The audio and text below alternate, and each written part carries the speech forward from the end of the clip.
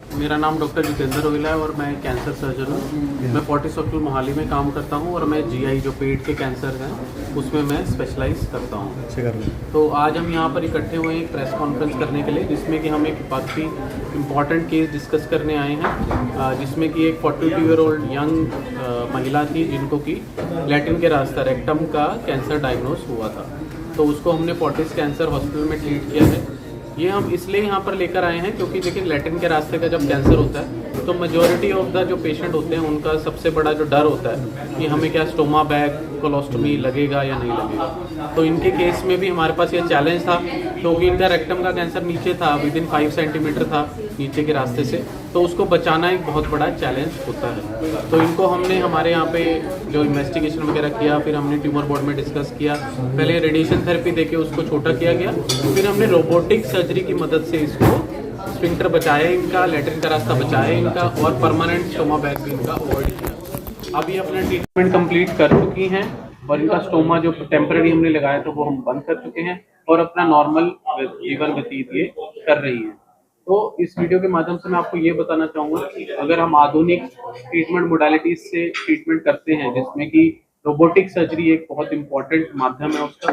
Robotic surgery का मतलब रहता है कि कीहोल सर्जरी करना और रोबोटिक सिस्टम की मदद से करना। तो फोर्टिस हॉस्पिटल मोहाली में लेटेस्ट रोबोटिक सिस्टम अवेलेबल है, जिसकी मदद से हम ऐसी एडवांस्ड और चैलेंजिंग कैंसर सर्जरीज परफॉर्म कर सकते हैं।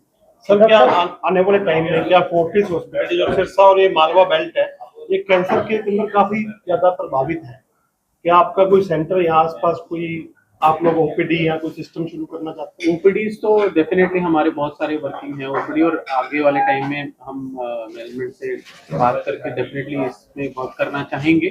बट देखिए सबसे इम्पोर्टेंट ये है कि हम लोगों को अवेयर करें कि कैंसर के इम्पोर्टेंट सिम्टम्स क्या हैं, उनको कब डॉक्टर के पास जाना है और कहाँ पर ट्रीटमेंट लेना है, ये भी जरूरी है। क्योंकि ये मैंने देखा है कि अगर हम ऐसे सेंटर पे ट्रीटमेंट लेते हैं जहाँ पर की सारी ट्रीटमेंट फैसिलिटीज अवेलेबल हैं, जैसे मैं सर्जन हूँ सर्जिकल ऑन्कोलॉजिस्ट, ऐसे ही रेडिएशन के डॉक्टर रेडिएशन ऑन्कोलॉजिस्ट, कीमोथेरेपी वाले डॉक्टर मेडिकल ऑन्कोलॉजिस्ट, सारे अंडर वन रूफ अवेलेबल हैं, तो पेशेंट का ट्रीटमेंट बहुत अच्छा रहता है, उनके सर्वाइवल आउटकम्स भी बहुत अच्छे रहते हैं। इस बेल्ट के अंदर आई एम श्योर गवर्नमेंट भी बहुत अपने एफर्ट्स डाल रही है। आई थिंक संगरूर होम्योपैथी का एक सेंटर है, वहाँ पर भी अच्छी ट्रीटमेंट होती है पॉसिबल। और अगर जो पेशेंट्स हैं जो प्राइवेट सेक्टर की तरफ मूव करना चाहते हैं तो फोर्टिस हॉस्पिटल मोहाली तक भी आ सकते हैं वो, और फोर्टिस के और भी सेंटर्स हैं पंजाब में, उसमें भी वो जा सकते हैं। बट डेफिनेटली मेरा स्ट्रेस करने का पॉइंट ये है कि ऐसे सेंटर में कराइए जहाँ पर सारी facilities under one roof available है, ताकि हम पेशेंट का ट्रीटमेंट आउटकम बहुत अच्छा करा सकें। सर ज्यादातर केसों में आदमी को लास्ट स्टेज पे पता लगता है, लोग कहते हैं लास्ट स्टेज है आपकी, अब कुछ नहीं हो सकता, तो ऐसा क्या रहता है? देखिए लास्ट स्टेज इसलिए है क्योंकि लोगों को अवेयरनेस ही नहीं है कि सिम्टम होते क्या है। जैसे कि कोई ब्रेस्ट का कैंसर, स्तन में कुछ गांठ हो गया, या फिर मुंह में कोई छाला हो गया जो ठीक नहीं हो रहा, या फिर लैट्रिन के रास्ते में खून नीचे से जाया जा रहा है पर वो बवासीर करके पेशेंट ट्रीटमेंट कराए जा रहे हैं, लोकल डॉक्टर भी उनको आगे रेफर नहीं कर रहे हैं। तो ऐसे वाले सिम्टम अगर हम जल्दी पकड़ लें तो मुझे लगता है स्टेज 1 स्टेज 2 स्टेज 3 में जा सकते हैं। हैविंग सेड दैट, देखिए स्टेज 4 का भी कैंसर आज ट्रीटमेंट आजकल संभव है, क्योंकि बहुत सारी आधुनिकताएं आ चुकी हैं। सर्जरी में भी बहुत सारी आधुनिकताएं आ चुकी है, जिसमें कि मैं एक एक्सपर्ट हूँ जिसमें हाईपेक सर्जरी पाइपेक सर्जरी, जिसमें पेट के अंदर हम कीमोथेरेपी गर्म कर देते हैं। ऐसे ही कीमोथेरेपी में बहुत सारी आधुनिकताएं हैं, इम्यूनोथेरेपी आ चुकी है, टारगेटेड थेरेपीज आ चुकी हैं, रेडियोथेरेपी की बहुत टेक्निक चेंज हो चुकी है।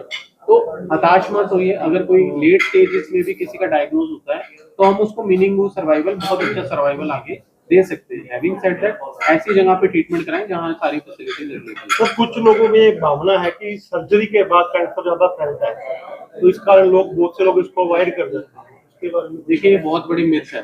मुझे लगता है कि कैंसर का अगर कोई जड़ से इलाज हो सकता है वो सिर्फ सर्जरी की मदद से हो सकता है। कीमोथेरेपी और रेडियोथेरेपी सिर्फ उसको कंट्रोल करके रखती है, कभी भी उससे जड़ से नहीं जाता। जड़ से अगर उसको निकालना है तो वो सर्जरी करके ही आप कर सकते हो।